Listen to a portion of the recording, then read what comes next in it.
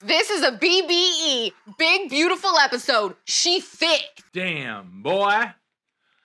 Damn, boy, he's thick. Boy, that's a thick-ass boy. We now know for certain that what we've witnessed the last few months was the greatest scam in American history. The Virus Music Awards. Conman Shaun King is already trying to profit off Chadwick Boseman's death, and famous YouTuber Lohanthony says Jesus saved him from homosexuality. I'm AlexClark, and this is POPlitics.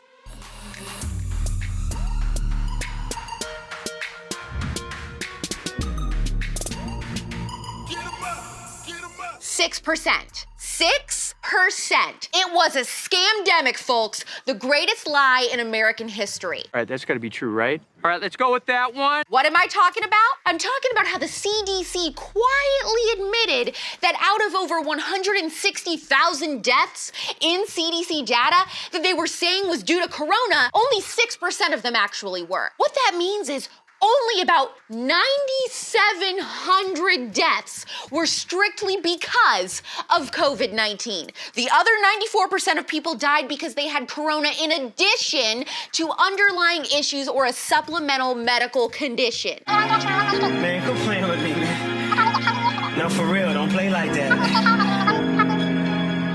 Let me be clear. The virus is real. The hysteria is not. The media weaponized this virus all because the left wants to win an election. We let the experts destroy the country, destroy our businesses, and destroy our schools for a virus that poses very little threat to non-at-risk people. What was the point of that? In a surprise to absolutely no one, the mainstream media and overlords over at Twitter are already working double time to try to say, no, this is what they meant. That getting COVID leads to other things that can make you sick, so that's why all those other numbers weren't strictly just COVID, okay? We knew this. We knew that high-risk or elderly people were more susceptible to serious complications from the virus, but never in human history have we quarantined the healthy for the sick.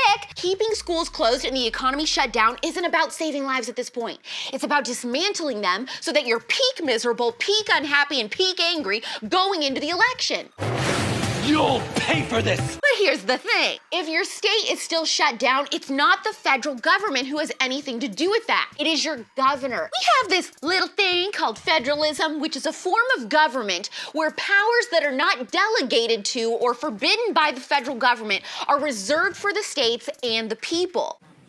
Whoop-de-doo. What does it all mean, Basil? It means Washington, D.C.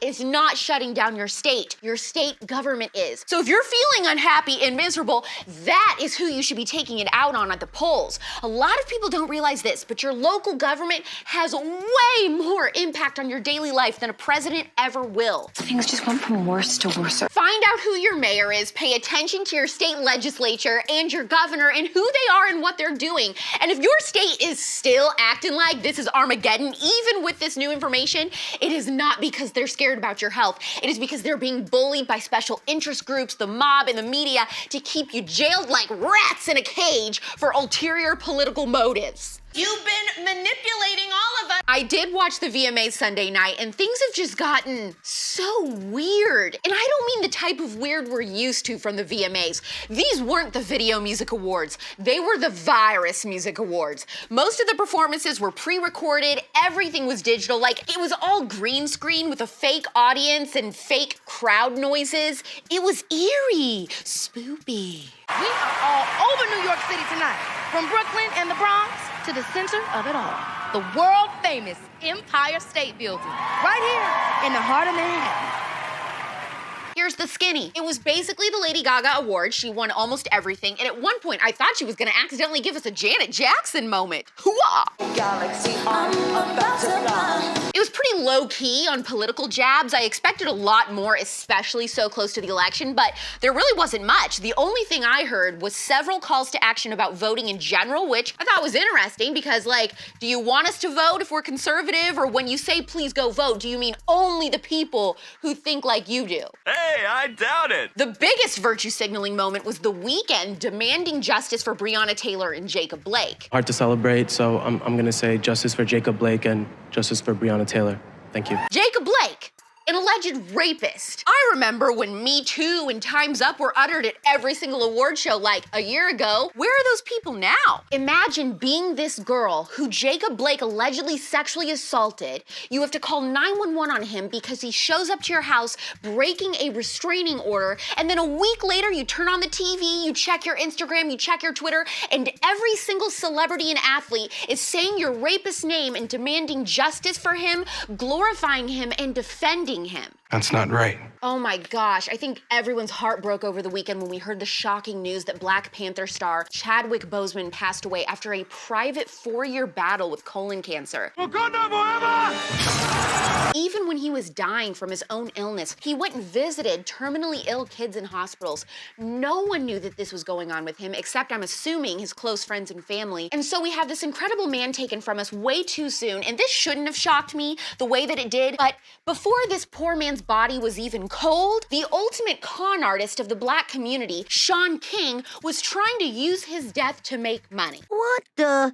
That's horrible. Prepare to be disgusted. Because Shaun is incapable of going even 24 hours without grifting, he sent an email blast out to promote and sell his new book and used Chadwick's death to do it. He wrote, "I hope you're hanging in there. Yesterday I sent an email checking in on everybody, and just a few hours later we learned of the death of Chadwick Boseman. Life is so very fragile. Tomorrow is not promised." And then it's like, blah, blah, blah. That's why I wrote this book for this moment. Buy it here, here, and here. Thanks. I'm ready for me money. It's just unbelievable. If you want to do an interesting deep dive on your own, look up the Shaun King stuff. He has a very extensive history of scamming the Black community and making money off their pain. He isn't even Black. He just pretends to be. That's a hot take. Your costume looks great. It's so real. Adele posted a pic with Bantu knots in a Jamaican flag bikini, and she's getting roasted for cultural appropriation. Right, okay, it was funny the first time, lads. Let's get back to it. Let's remember why we're here. Meanwhile, a conservative was literally gunned down by Antifa the other day, and this is the most pressing issue for the left and mainstream media? A hairstyle?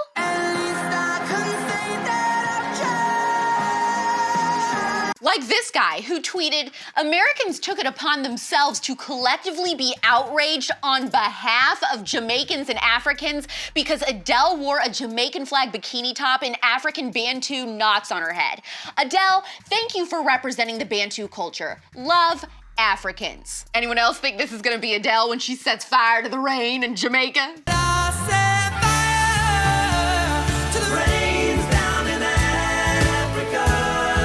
I can't wait for the apology tour that will inevitably be demanded by the left from every woman who ever went out on a cruise as a kid and got cornrows. It's bound to happen. Are you good at braiding hair? I'm awesome at it. Fantastic.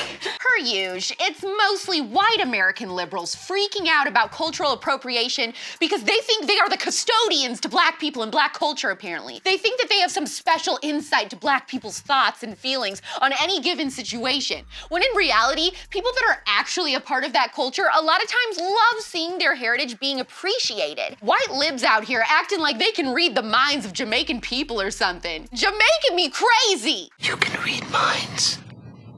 Would you like a spot of extra tea? God, not in that accent. It's Hot Take Tuesday! Hot Take Tuesday. Julianne Hough is considering getting back together with her husband, Brooks Lake. Well, he just needs to keep in mind that if he takes her back, it's not just her he's taking back. It's also the little demon that lives in her butt. Pop singer Ciara says that her song Goodies was almost a Britney Spears song. I can totally picture Britney singing that song. Sound-wise, I think it has a lot of similarities to Toxic, but Ciara was the right pick. One of the best songs from the early 2000s. Also, she has always been able to dance.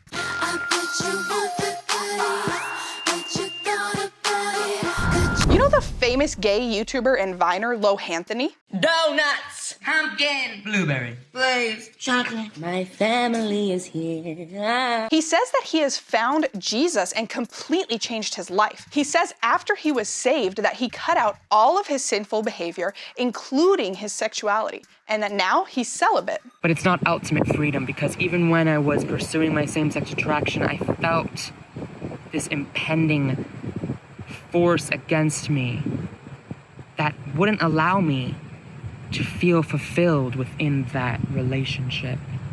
And so that is why I now devote myself to the body of Christ. I devote myself to Christ. I devote myself to Jesus. I submit myself to him because there is actually nothing on this earth that can fulfill me the way that he can. This kid is a big deal. He's got 1.3 million subscribers on YouTube. I saw that he's getting a lot of pushback for this because some people in the LGBTQ community think that saying Jesus helped save him from his sin is no different than promoting like conversion therapy, which they feel is a really dangerous message. So I'm curious, let me know in the comments what you think. Is Lohanthony's testimony a positive or negative message to other people in the LGBTQ community? I look forward to seeing this one. And finally, Brad Pitt's divorce isn't final with Angelina Jolie officially, but it basically is. And apparently he's been dating someone new, a 27-year-old German model named Nicole Potrowski. Anyway, multiple outlets are saying that she is also married, except she's not separated like Brad. She's in an open marriage with apparently a much older guy. He's 68 years old and they have a 7-year-old child together. Allegedly, the older guy has been married several times and just doesn't care. This gives me so much anxiety. I personally am not for open marriages, but with an age gap like that, I guess I wouldn't mind if another woman had to do the dirty work for me, literally. Loose skin and old balls, gross. So I was told Ohio CUTEservatives had a little meetup but forgot to get a pic. I'm sure you all looked fabulous anyways. If you want to meet up with CUTEservatives in your city or state, there are tons of CUTEservative subgroups on Facebook. Join the main group first. Our main group on Facebook is called CUTEservatives for fans of POPlitics, and we have a master list that's pinned to the top of that group. It has every single subgroup on it. So you can find a subgroup closest to you in your area to meet up in person, or find subgroups based on interests like working out or homeschooling or all kinds of stuff. I also loved seeing y'all's stories lately of you listening to POPlitics, the podcast on Apple Podcasts and Spotify while you're out jogging or running errands in your car, kidnapping someone. If you are listening, take a pic and tag us on your stories. Please subscribe and leave us a 5-star review too if you haven't. Hit this twice, double tap it. Right here. Tell me in the comments what you think about this new CDC information and Lohanthony's come to Jesus moment, and share this episode with 2 friends who are sick and tired of lockdowns. We're back tomorrow at 4 p.m. Eastern, 1 p.m. Pacific. It's pop culture without the propaganda every single day. I'm AlexClark, and this is POPlitics. Click below to watch yesterday's episode. Please subscribe, thumbs up, share this video, and ring the bell for notifications so you never miss the conservative. And make sure you're following this show at POPlitics on Instagram for even more CUTEservative content.